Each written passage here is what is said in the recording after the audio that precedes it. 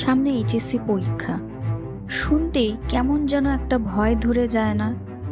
সামনে বিশাল বড় এক যুদ্ধ, তবে এই যুদ্ধটা শারীরিক নয়, বরং মানসিক।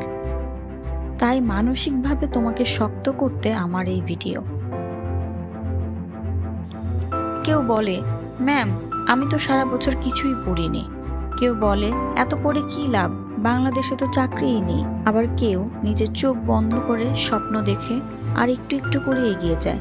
কিন্তু তুমি জানো, এই একটা পরীক্ষা শুধু নম্বরের খাতা না, এটা তোমার নিজের সাথে যুদ্ধ। যেই যুদ্ধের ফলাফল পাবে পরীক্ষার রেজাল্টের দিন। নিজেকে বোঝাও, আজকে বইয়ের একটা শব্দ পড়লে পকেটে 2টা টাকা ঢুকবে। এইভাবে ভবিষ্যতের ভরা পকেটের যজ্ঞ শুরু আজ থেকে। যারা স্বপ্ন দেখে, যারা নিজের জন্য পরিবারের জন্য কিছু করতে চায়, আর যারা এখনো বুকের ভেতর বিশ্বাসটা ধরে রেখেছে, ভালো করে মনে রাখো, শেষের দিনটাই সবচেয়ে দামি। পুরোটা না পারলেও শেষটা দাও নিজের 100% দিয়ে। সারা বছর পড়েছো, এখন সময় রিভিশনের। আগে যা পড়েছো সেটাই বারবার ঝালাই করো। নিজেকে জিজ্ঞেস করো, যেটা আমি জানি সেটা কি এখনো মনে আছে?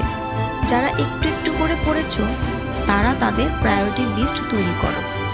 কোন কোন অধ্যায় সহজ, নম্বর বেশি, এগুলো আগে শেষ করো। সময় নষ্ট করার এখানে কোনো সুযোগ নেই।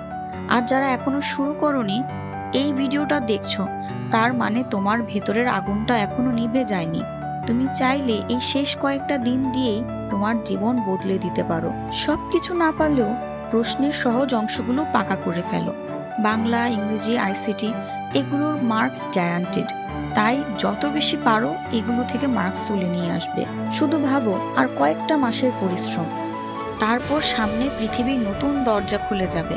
আমি বলবো না শুধু পরিবারের হাসি মুখের কথা ভাবো, আমি বলবো আয়নায় নিজের মুখটা দেখো, যেন নিজেকে বলতে পারো, আমি চেষ্টা করেছিলাম, আমি শেষ পর্যন্ত লড়েছিলাম। দিনে 10 ঘন্টা না পারলে 6 ঘন্টা পড়ো, 6 ঘন্টা না পারলে 3 ঘন্টা পড়ো, কিন্তু প্রতিদিন কিছু না কিছু করতেই হবে। এই শেষ মুহূর্তে প্ল্যান ছাড়া কিন্তু 1 সেকেন্ডও আগানো যাবে না। তাই প্রতিদিন সকালে উঠে ছোট ছোট টার্গেট সেট করো। আজ এই 3টা অধ্যায় শেষ করব, কিংবা 5টা অধ্যায় শেষ করব। রাতে ঘুমানোর আগে মনে করে দেখো, আজ যা পড়েছো তা মনে আছে কি? যদি মনে না থাকে তাহলে রিভিশন দাও। ফেসবুক, ইনস্টাগ্রাম, রিলস এইসব বন্ধ করতে বলবো না, তবে সময় সেট করে দাও। দিনে 1 ঘন্টার বেশি না, কম হলে সবচেয়ে ভালো, আর বাদ দিতে পারলে সেটা আরো ভালো। শেষ কথাটা শোনো, তোমার স্বপ্ন তোমার জন্যই। তুমি যদি এখন নিজের জন্য না লড়ো, ভবিষ্যতে নিজের কাছেই হার মানতে হবে। এইচএসসি শেষ না হওয়া পর্যন্ত একটা কথা প্রতিদিন নিজেকে বলো, আমি পারবো, আমি জিতবো, আমি শেষ পর্যন্ত লড়বো। আমি বিশ্বাস করি তুমি পারবে।